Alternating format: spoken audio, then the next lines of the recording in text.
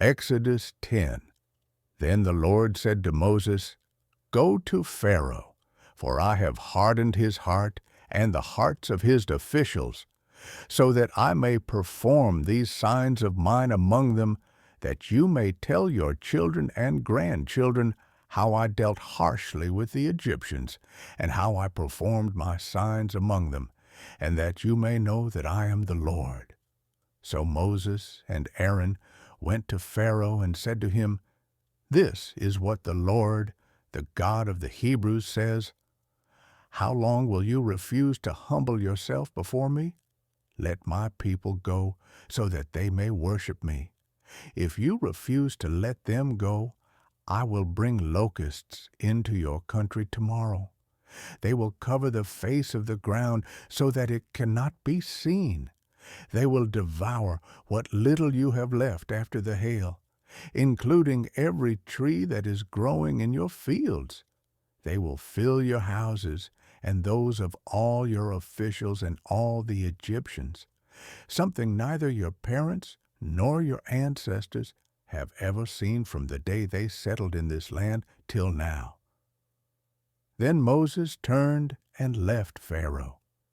Pharaoh's officials said to him, How long will this man be a snare to us? Let the people go, so that they may worship the Lord their God. Do you not yet realize that Egypt is ruined? Then Moses and Aaron were brought back to Pharaoh. Go, worship the Lord your God, he said. But tell me who will be going. Moses answered, We will go with our young and our old, with our sons and our daughters, and with our flocks and herds, because we are to celebrate a festival to the Lord. Pharaoh said, The Lord be with you, if I let you go along with your women and children. Clearly you are bent on evil. No, have only the men go and worship the Lord, since that's what you have been asking for.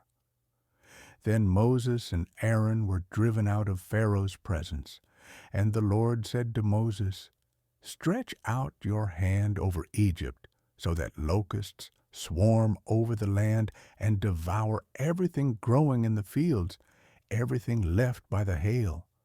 So Moses stretched out his staff over Egypt, and the Lord made an east wind blow across the land all that day and all that night. By morning, the wind had brought the locusts. They invaded all Egypt and settled down in every area of the country in great numbers. Never before had there been such a plague of locusts, nor will there ever be again. They covered all the ground until it was black. They devoured all that was left after the hail, everything growing in the fields and the fruit on the trees.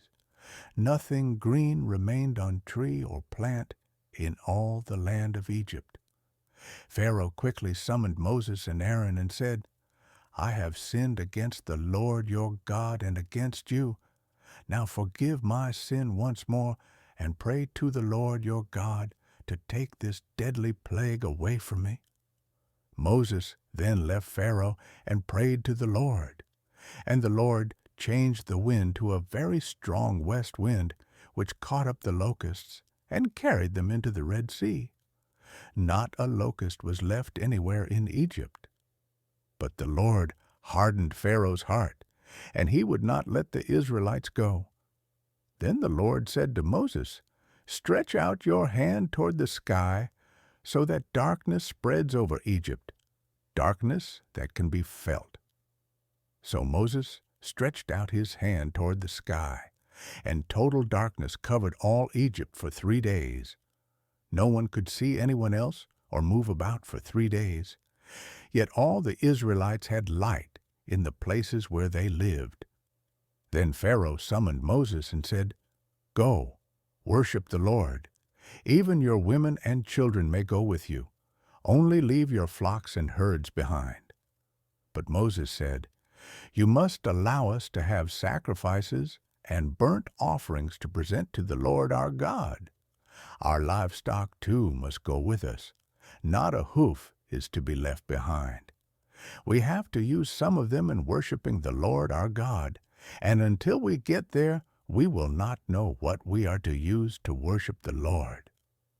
But the Lord hardened Pharaoh's heart, and he was not willing to let them go. Pharaoh said to Moses, "Get out of my sight. Make sure you do not appear before me again. The day you see my face, you will die." "Just as you say," Moses replied. "I will never appear before you again."